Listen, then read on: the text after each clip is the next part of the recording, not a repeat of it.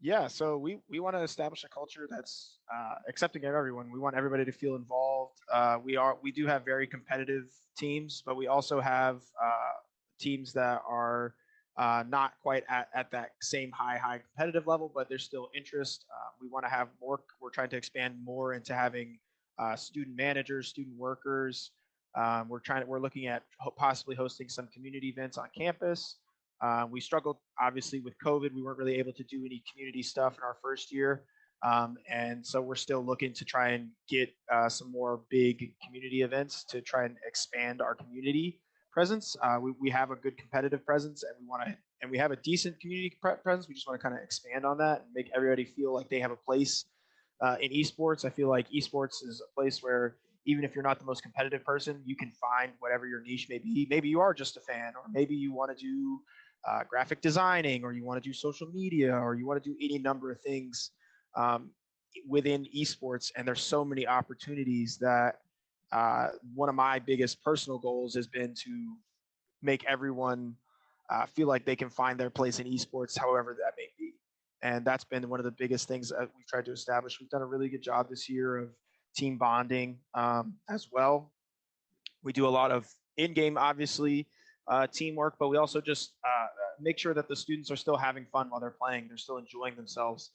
They're still getting the most out of this experience, while not just improving themselves as a player, but also improving themselves as a person. We have very strict standards as far as it goes with any toxicity or anything like that. We have a zero tolerance for. We're not going to allow that in the program. It's just not something we're about here. And it's okay to get frustrated, but there's a time and a place and a way to handle things when there is that level of frustration.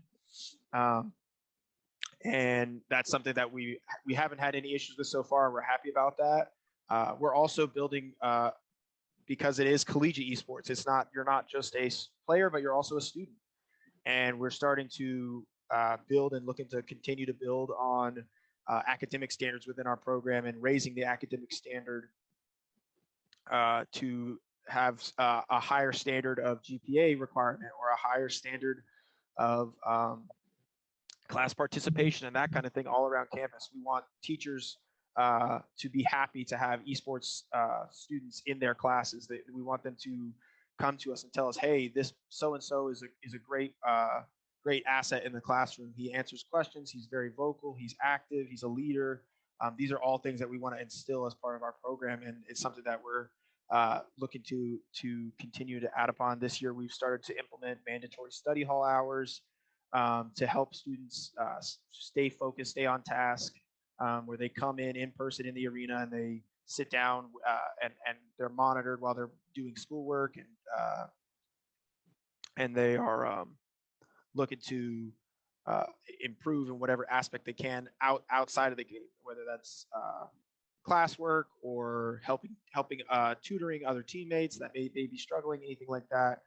It's something that we've definitely started to implement and add to as a program.